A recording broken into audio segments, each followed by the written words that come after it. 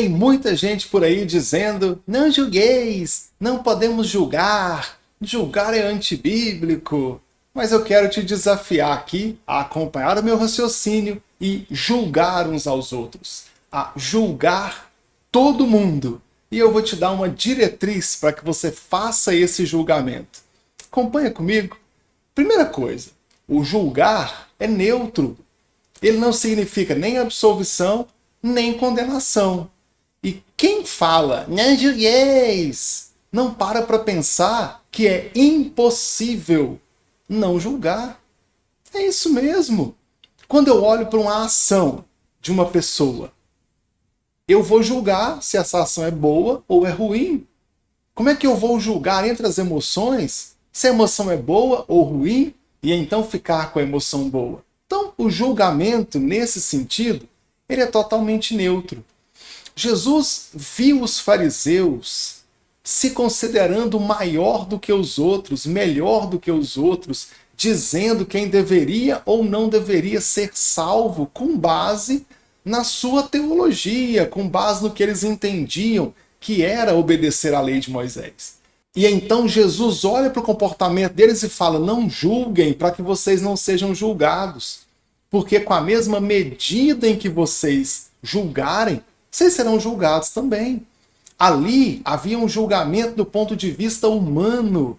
E Jesus sabia que quando fosse a vez deles, eles sofreriam um julgamento implacável.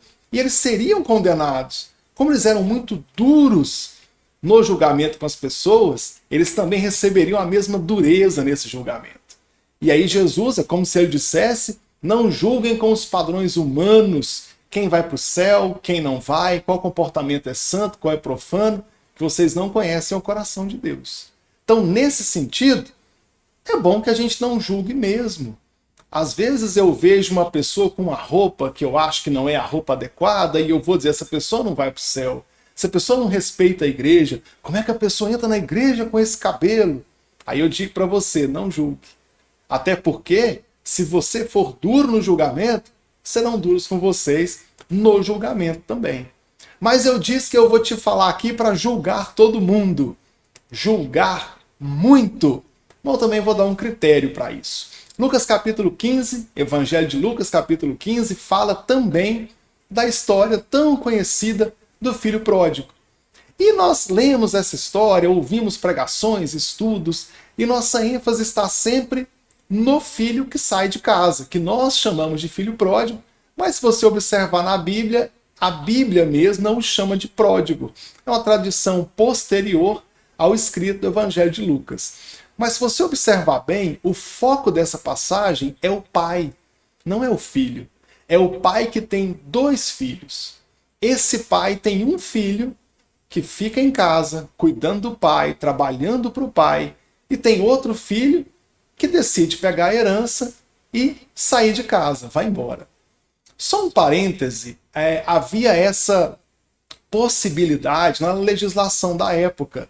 O filho recebia a herança com o pai ainda vivo, mas quem comprou a herança, quem comprou a terra naquele caso, só iria receber depois que o pai morresse. Então o filho recebe a herança, mas o pai permanece com a mesma propriedade. E quando ele morrer, que fosse hora de repartir a herança, o filho já tinha vendido a herança e agora vem a pessoa que comprou e toma posse da propriedade. Só um parênteses, já escutei muita gente falando que o filho profetizou a morte do pai, que o filho odiava o pai. Não tem isso, tá? Já havia previsto na legislação da época, né, nas leis da época, que isso pudesse ser feito.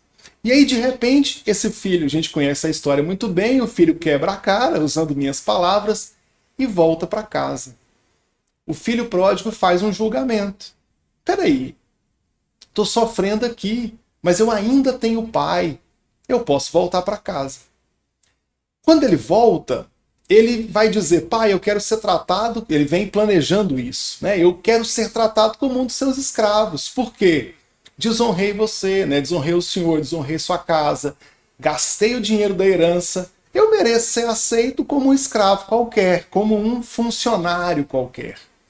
O filho pródigo trouxe o julgamento para ele mesmo. Ora, eu não mereço, ser tratado como um filho, quero voltar como escravo. Veja que ali tem um julgamento sobre a sua própria atitude, e então o filho pródigo lança o julgamento contra si mesmo, e ele decide voltar para casa como um escravo qualquer, como um funcionário, justamente porque ele entende que ele não merece ser tido como filho. Mas ainda assim volta para casa. Ao voltar para casa, o pai está esperando e o recebe como filho. Dá para ele o anel, que é um sinal de realeza, calça os pés dele, faz uma festa para receber o filho. O pai também julgou.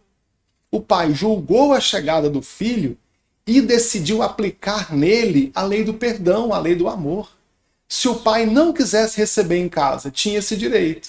Seria um julgamento. Se o pai tivesse recebido como escravo, também seria um julgamento que o próprio filho estava pedindo, e ele seria muito benevolente se fizesse isso.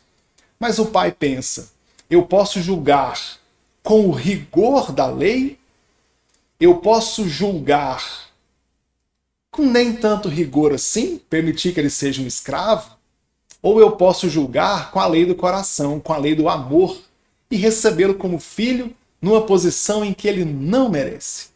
No meio disso, o filho mais velho entra em cena e ele fala para o pai, pai, mas esse seu filho gastou o dinheiro e voltou para casa.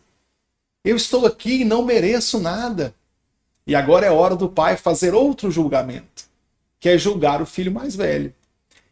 Primeira coisa, uma das coisas que ele fala, meu filho, o que eu tenho é seu. Veja que ele está dando uma bronca no filho mais velho. O que eu tenho é seu. Ou seja, você não tem que esperar que eu te dê alguma coisa, porque tudo já é seu. O filho mais velho queria um julgamento rigoroso sobre o irmão. Ora, se ele saiu de casa e desonrou, que ele permaneça desonrado. E ele queria julgar com base nesse rancor, com base nessa dor de ver o irmão indo embora e ele ficar para trabalhar. E o pai, julgando o filho mais velho, dá uma bronca nele e diz, seu irmão estava morto e reviveu. Estava perdido e foi achado, então convém hoje fazer festa, comemorar. E ele julga a atitude do filho mais velho e demonstra que vale a pena aplicar o julgamento do amor, vale a pena aplicar o julgamento do perdão. E assim, eu digo para vocês, vamos julgar todo mundo. Vamos julgar uns aos outros. Vamos julgar as atitudes, sim. O pai julgou a atitude do filho mais moço, que é o filho pródigo. Viu nele o arrependimento e o recebeu como filho. Depois o pai teve que julgar o filho mais velho e teve que demonstrar para ele que valia a pena usar a lei do amor, que valia a pena usar a lei do perdão. E demonstra como. E olha que o filho mais velho não fala, uai pai, você está me julgando? Não julgueis. Isso não aparece no texto. Aparece no texto o pai julgando a atitude do filho mais velho, dando uma bronca nele, mas demonstrando de que receber o irmão arrependido vale mais do que condenar. Estender a mão para o irmão arrependido vale mais que condenar. Então, a partir daqui, eu quero que você passe a julgar todo mundo.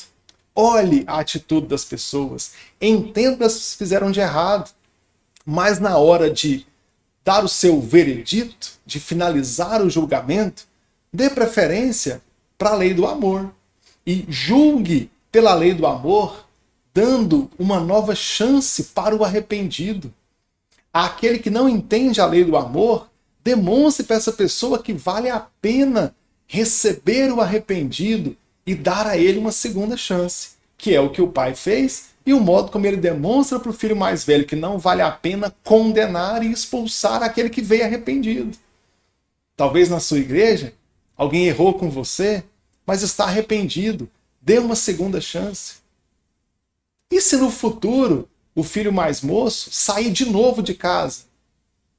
Tem certeza que o pai vai receber a segunda vez, a terceira, a quarta, quantas forem necessárias. E nós não podemos deixar de aplicar a lei do amor e fazer o julgamento dessas ações dando prioridade para o arrependimento. E é assim que eu entendo que nós devemos o tempo todo julgar uns aos outros.